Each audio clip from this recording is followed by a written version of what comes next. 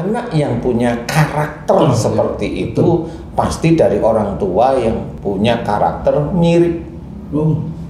Insya Allah seperti itu. Nggak bisa anak itu seperti itu terus orang tuanya nggak mau mengakui. Saya nggak pernah begitu.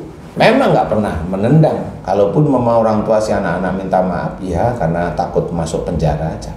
Si nenek ini agresif, berarti si nenek ini memang punya ciri juga emosional. Jadi memang takdirnya memang harus seperti itu. Cuma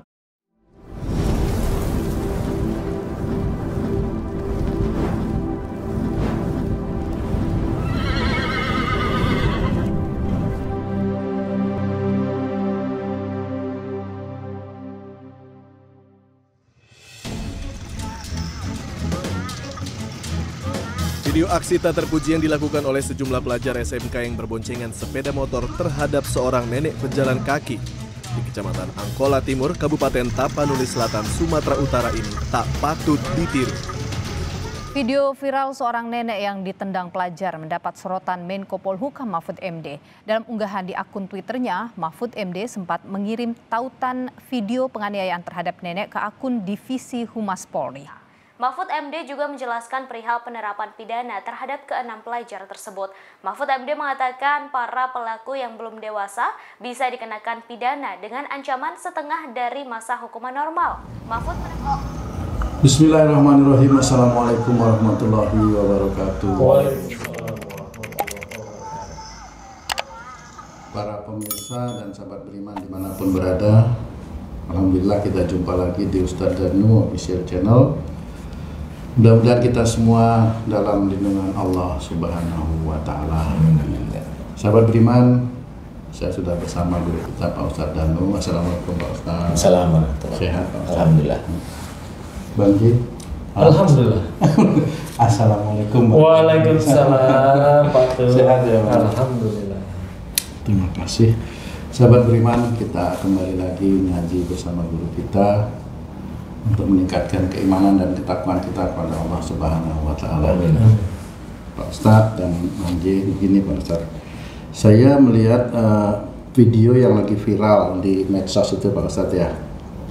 Ada seorang nenek-nenek di daerah Tapanuli Selatan itu yang sedang berjalan, kemudian di stop oleh beberapa orang anak-anak sekolah. Itu ada 3 motor dengan 6 orang. Beberapa teman di belakangnya itu memvideokan kondisi tersebut. Kemudian ada salah satu anak-anak ini menendang nenek-nenek itu Pak Ustadz. Itu saya pribadi melihatnya itu kok seperti kurang ajar tingkah laku mereka itu ya, biadab ya, mohon maaf ini Pak Ustadz ya. Sehingga itu kan menjadi berita atau sesuatu yang kurang baik yang disebarkan. Bagaimana kalau itu misalnya saya berpikir terjadi pada keluarga saya atau keluarga pemirsa semua, pasti kita tidak menginginkan hal tersebut Pak Ustadz. Nah, dari kejadian tersebut itu bagaimana sebaiknya kami menyikapinya gitu Pak Ustadz. Mohon pencerahannya Pak Ustadz, karena mohon maaf ini saya agak emosi sedikit melihat film tadi itu Pak Ustadz. Monggo Ustadz. Bismillahirrahmanirrahim. Assalamualaikum warahmatullahi wabarakatuh. Waalaikumsalam. Memang saya sempat melihat potongan video tersebut itu yang membuat itu kayaknya temennya kalau nggak salah ya. Nah di sini ada kejadian nenek-nenek yang menurut ceritanya ODGJ, kemudian ada anak-anak SMA atau anak SMK atau apalah itu ya. Ya, kalau dilihat umur-umurnya itu sekitar SMA, umur SMA lah. Kemudian yang satu menendang si nenek tersebut. Ini ada gambaran dari Allah bahwa si anak yang menendang ini bisa aja besok orang tuanya pada saat dia sayang sama orang tuanya mengalami apa yang dia lakukan kepada nenek itu. Insya Allah seperti itu. Suatu ketika dia sayang sama ibunya, bareng ibunya bisa aja memang dibegitukan sama orang lain. Dia mau bagaimana? Itu hanya gambaran. Persoalan lo kan ibunya nggak salah, walau alam, nggak tahu kita itu perjalanan yang seperti itu kan nggak tahu ya. Karena kalau dilihat dari si anak-anak ini, kemudian dia euforia menendang seseorang, berarti anak ini kan cara berpikirnya itu tidak panjang misalnya. Dan dia tidak melihat itu nenek-nenek atau orang tua perempuan yang harusnya dia itu secara naluri bahwa dia melihat itu seperti ibunya atau seperti neneknya, tetapi secara naluri dia ibaratkan itu main-main. Jadi nendang bagi dia itu main-main. Sehingga ya seperti itulah, anak yang punya karakter seperti itu pasti dari orang tua yang punya karakter mirip. Insya Allah seperti itu. Nggak bisa anak itu seperti itu terus orang tuanya nggak mau mengakui, saya nggak pernah begitu, memang nggak pernah menendang. Tetapi biasanya kalau ada sesuatu yang baru, protes itu selalu muncul, emosi itu selalu muncul. Nah, di situ memang pada saat orang tua seperti itu punya anak, dilebihkanlah kepada anaknya, khususnya yang laki-laki. Karena kalau laki-laki kan ada punya sifat berani, dimunculkan pada anak laki-laki, dan seperti itu. Dan itu karakter itu tetap dari orang tuanya, bukan dari tetangganya. Kecuali kalau memang tetangganya ikut urun, wallahu alam ya, nggak ngerti. Jadi tetap itu dari orang tuanya. Kemudian pendidikan agama, pendidikan akhlak itu memang tidak bisa dimasukkan. Walau alam kenapa? Bisa aja karena memang orang tuanya sibuk barangkali, kemudian si anaknya juga nggak bisa belajar agama dan akhlak itu dengan baik. Artinya bisa kurang mendapat perhatian dari orang tua seperti itu, Pak Ustaz? Enggak harus si karakter aja, kadang-kadang orang tua itu memperhatikan anaknya juga semaunya sendiri. Banyak sebenarnya orang tuanya merhatiin di rumah, anaknya keluar minum umpamanya. Nah itu kan banyak sebenarnya kasus-kasus seperti itu. Sudah anaknya minum, orang tuanya manggil, ngajak pulang nggak mau, kan banyak kasus-kasus seperti itu. Kamu pernah ngalami nggak itu kayak gitu? Gimana? Ya, nggak usah dijawab.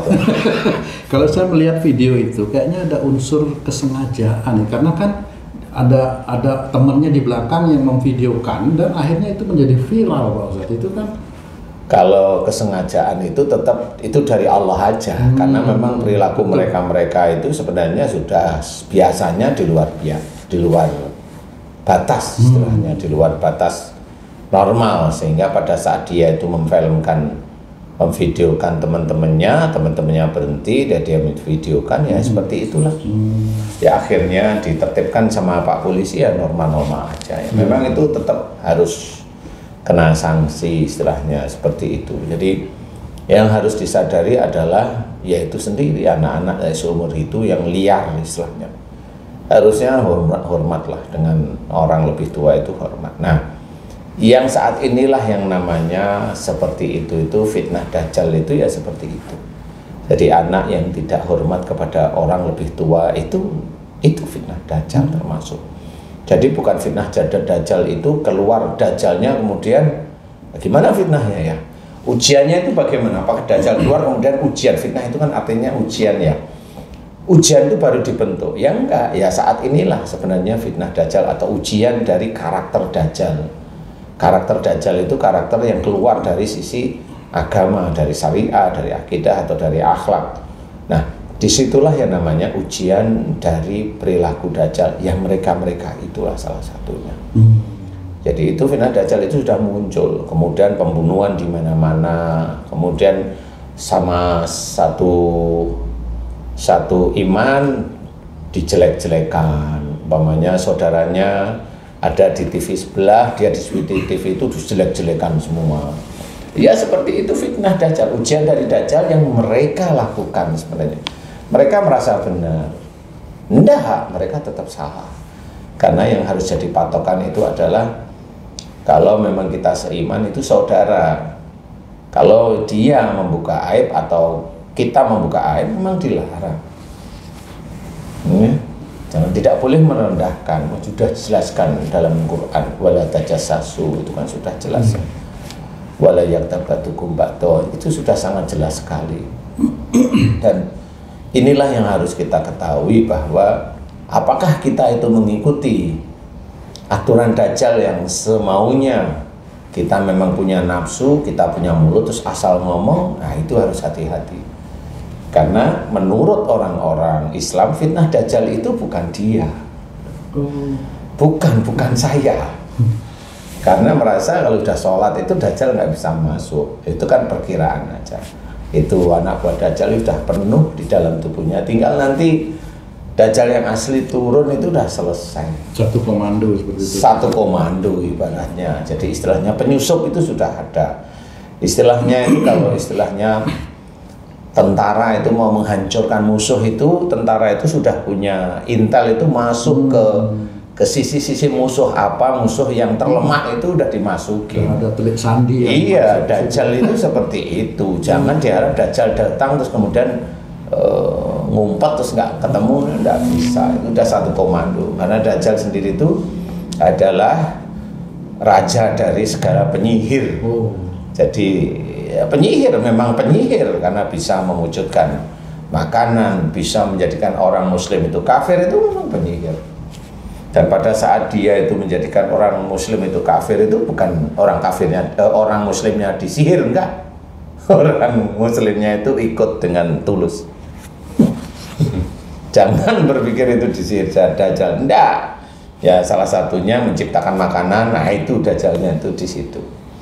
Makanya di sini sifat-sifat seperti anak-anak yang euforia, nendang dan sebagainya, ketawa ketiwi itu fitnah Dajjal. Salah satunya itu. Dan ya seperti itulah yang harus kita sadari. Itu sangat dilarang. Kalaupun mama orang tua si anak-anak minta maaf, ya karena takut masuk penjara aja. Kalau kita lihat, kalau saya melihat dari video itu ya Pak Ustadz ya, terus si anak ini menendang nenek itu ditendang kemudian lari minta tolong atau apa, itu juga merupakan takdir dari si nenek itu atau kebetulan? Itu kan tak ada yang kebetulan sebenarnya kejadian seperti itu ya Pak Ustadz. Maaf ini ingin menggali aja sebenarnya Pak Ustadz. Iya, bisa aja dari gerakan kaki si nenek itu, gerakannya itu cepat ya.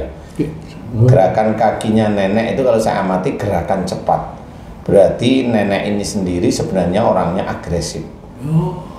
Mohon maaf ya. Itu kalau saya melihat seseorang agresif dan tidak, itu gerakan kaki, tangan, jari, mulut, nengok itu kelihatan sudah orang ini ya, insya Allah terbaca. Makanya si nenek ini agresif, berarti si nenek ini memang punya ciri juga emosional. Jadi memang takdirnya memang harus seperti itu. Cuma takdir seperti itu kan bisa beda tempat, karena si nenek sudah ditakdirkan oleh Allah Ta'ala ODGJ. Jadi sebenarnya itu adalah mendasari pada si anak-anak mudanya, bukan si neneknya ya. Karena kalau sudah ODGJ itu kan dia nggak perlu sholat, karena memang sholat nggak ada niat sama sekali kepada Allah, kan nggak ada. Jadi dipaksa juga percuma. Yang jelas ODGJ itu memang harus diselesaikan, dikesembuhin umpamanya.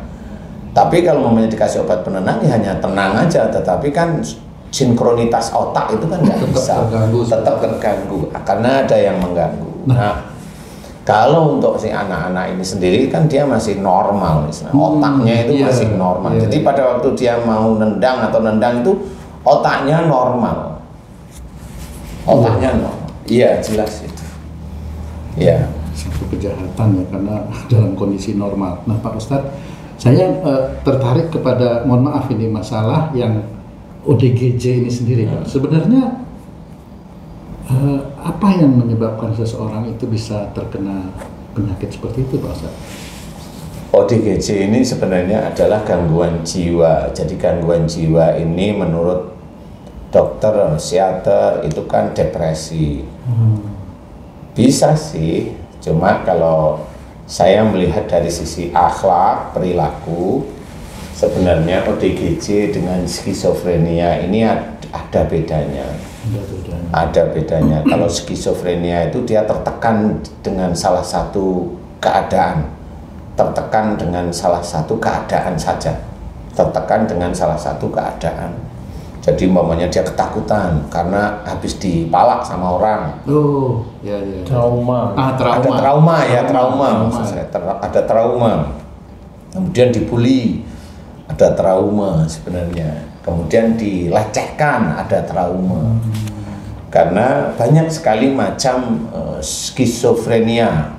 Jadi ada yang di sini disuruh bunuh diri, disuruh bunuh anak, disuruh bunuh orang tua, disuruh bunuh suami, disuruh bakar rumah, disuruh pergi dari rumah. Itu banyak sekali kasus itu. Jadi ada traumatik di situ, insya Allah seperti itu. Dan alhamdulillah banyak pasien yang diberi kesembuhan oleh Allah Ta'ala. Ini dari saya ya, banyak. Nah kalau ODGJ ada bedanya. Jadi ODGJ itu memang bisa aja memang dia juga ada trauma. Tapi trauma ini hanya sebagai trigger aja, sebagai penyulut, sebagai ininya aja. Yang kuat itu adalah orang yang ODGJ ini biasanya sudah tidak mau kalau orang itu ngurusin dirinya sendiri. Nggak peduli gitu. Nggak peduli istilahnya dengan dirinya sendiri itu nggak peduli. Kemudian dengan sebelah-sebelahnya orang tua nggak peduli, jadi dia masa bodoh seperti itu. Bisa seperti masa bodoh itu bisa. Masa bodoh dengan dirinya karena dia traumatik, akhirnya udahlah saya nggak mau ini, akhirnya nganggur. Itu kan nggak peduli dengan dirinya. Nah, biasanya itu mulai muncul ada suara di mana suara itu mengikat sangat kuat di pikiran.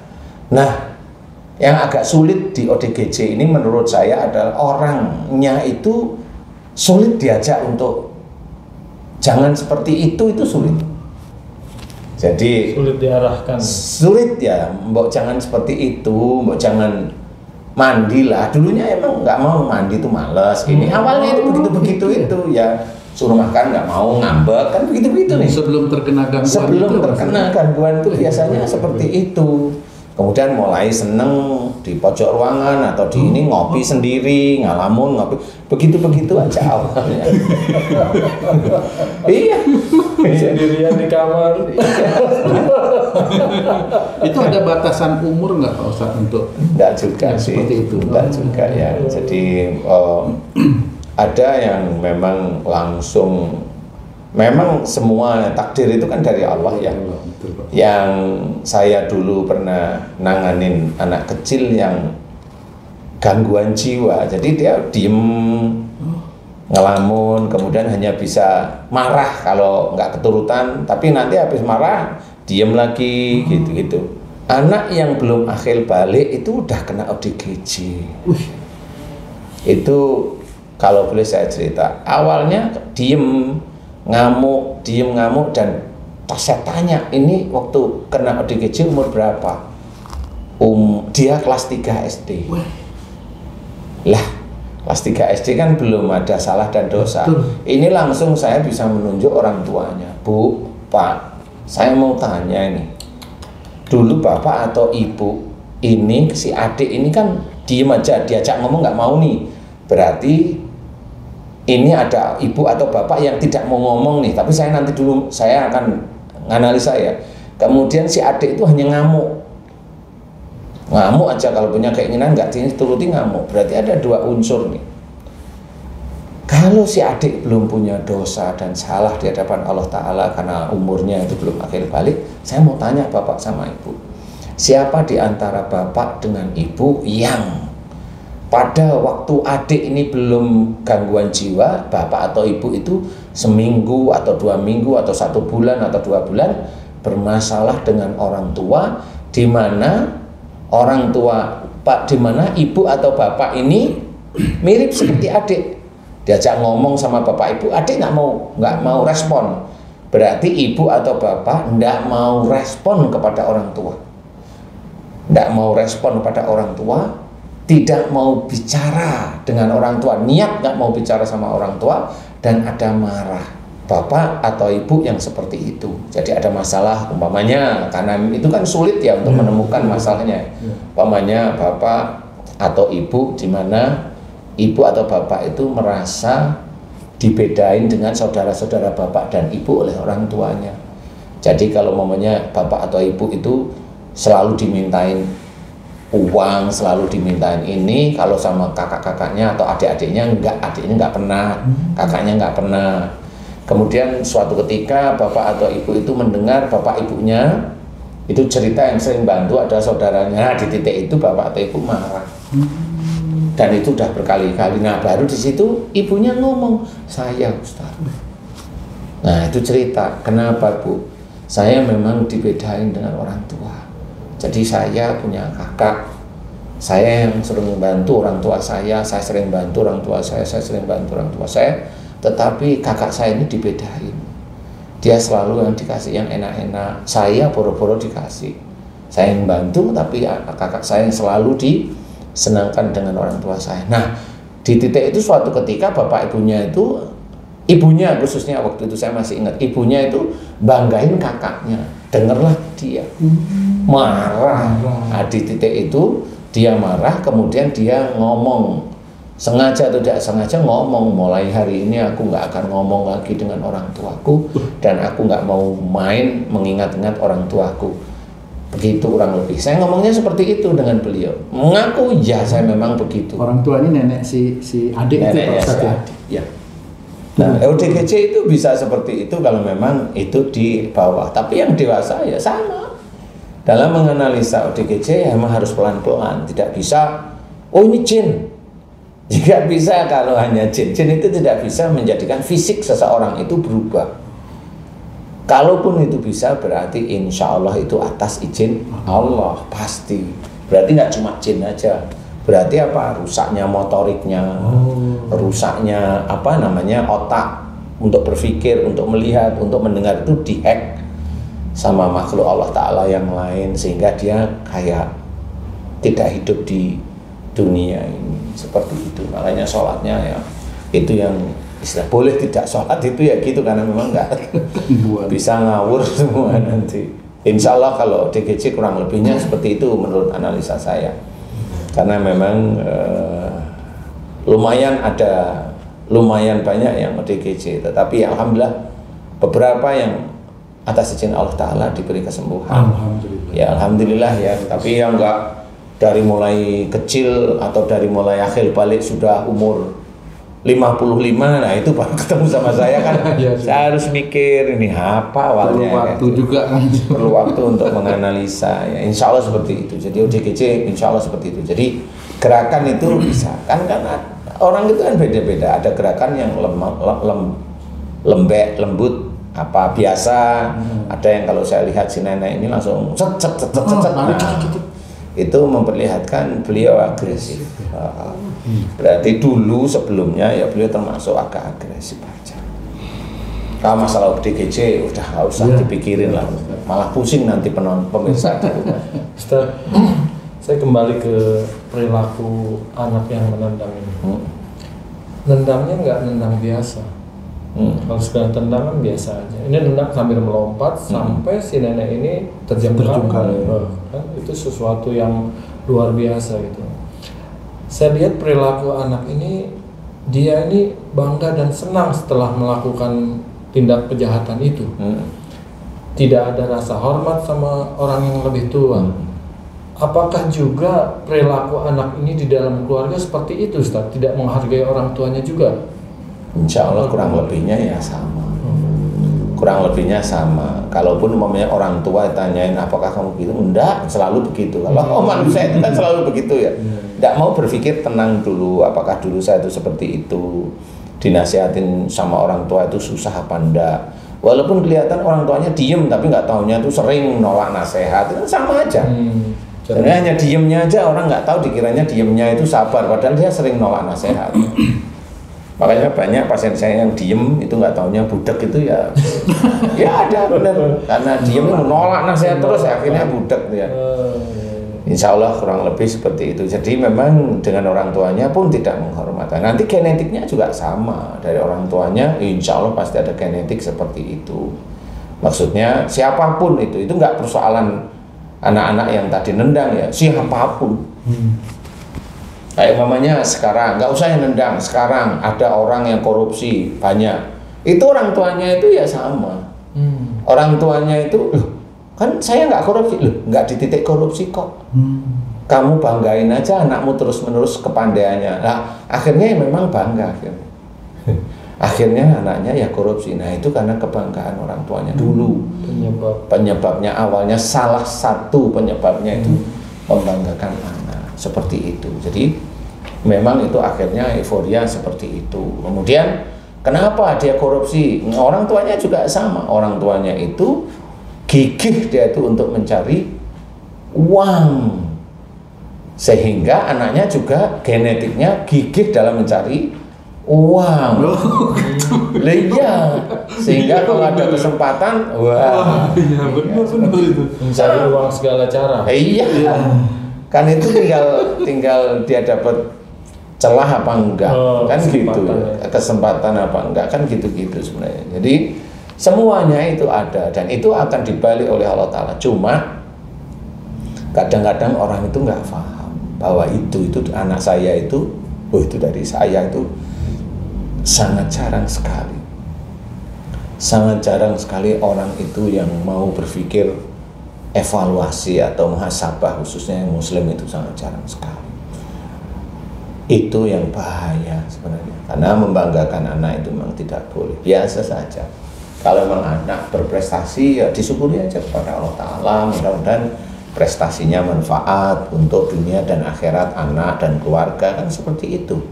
Manfaat itu bukan untuk seneng-seneng kemudian diceritain ngalor ngidul berprestasi. Nah itu kan namanya ada ujub, ada riak, bahkan kebanggaan atau kesombongan itu ada di situ. Ya kan nggak pernah dipikirin yang begitu. Padahal sudah begitu, amal solehnya mulai terkikis habis. Gimana sekarang? Nah, kan sama intinya. Hanya pelajaran agama itu memang harus diberikan sejak dini. Jadi dimengerti. Jadi tidak anak itu dijejelin agama, enggak, orang tuanya juga ikut belajar. Ikut belajar agama, semakin hari semakin lebih baik daripada kemarin-kemarinnya, itu kan harus. Enggak lain. Saya tanya tentang perilaku anak. Sekarang perilaku orang tua, tentu setiap orang tua tidak ingin mempunyai anak seperti anak tersebut, Ustaz. Insya Allah ya. Tadi kan Ustaz sudah menjelaskan sebab-sebabnya, yaitu sering membanggakan anak dan lain-lain. Nah sekarang jika orang tua tersebut tidak ingin anaknya seperti anak itu, tapi orang tuanya merasa dulu-dulu itu sepertinya akan menyebabkan anak seperti itu, apa yang dilakukan orang tuanya? Apakah harus terus memohon ampun, jangan sampai anaknya ikut seperti dia waktu dia lalu-lalu gitu, Ustaz? Ya memang itu tugasnya kita sebagai seorang muslim, mohon ampun. Anggap aja kalau Rasulullah itu salah satu cara. Ya salah satu caranya itu Rasulullah Muhammad SAW itu kan memohon ampun 70 kali. Anggap aja kalau kita itu melakukan kesalahan, ya sehari itu mohon ampun 70 kali. Satu kesalahan, satu titik kesalahan. Insya Allah kurang lebih seperti itu. Jadi bukan globalnya. Kalau globalnya meringan, bikin aja semua kesalahan, dosa, kemudian mohon ampun 70, enggak lah. Jadi sehingga kita itu dihajar oleh keinginan kita untuk dekat kepada Allah Ta'ala. Satu kesalahan 70 kali kita mohon ampun kepada Allah Ta'ala. Kalau itu satu hari itu ada 5 kesalahan, ya dikalikan aja minimum. Kemudian besok enggak, loh besok masih. Setiap saat kalau bisa. Baik, terima kasih, itu baik sekali itu Mas. Iya, benar.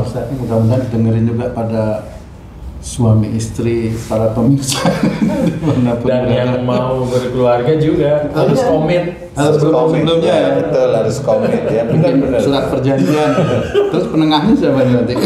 Ustaz masing-masing. Bukan dong. Jauh dong. Iya gitu.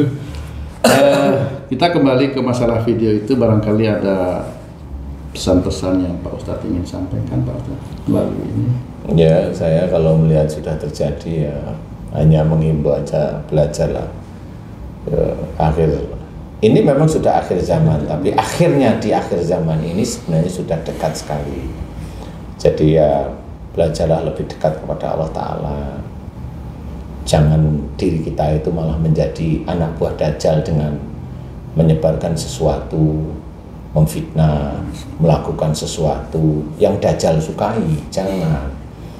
Walaupun melakukan sesuatu kebaikan itu sulit, tapi pada saat kita melakukan suatu kebaikan, ya belajar untuk tidak ujub, tidak riya, tidak bangga, tidak sombong, itu belajar semuanya. Kebaikan apapun, mau sedekah kek, mau tertib sholat kek, mau berjamaah sholat kek, mau apa, belajar untuk tenang. Walaupun yang namanya otak, hati, dan mulut itu udah gatel pengen ngomong, tetap jangan belajar seperti itu. Karena itulah salah satu sukanya setan itu seperti itu, menggoda. Nanti kalau udah ngomong lah setannya pergi. Ngomong aja nyerocos lah, ya salah. Makanya dalam Quran itu setan nggak bisa disalahkan, dia cuma menggoda. Yang ngerjain kan ya kamu sendiri. Dia bisa. Iya, dia yang menggoda. Ya mudah-mudahan seperti itu. Baik, terima kasih Pak Ustadz.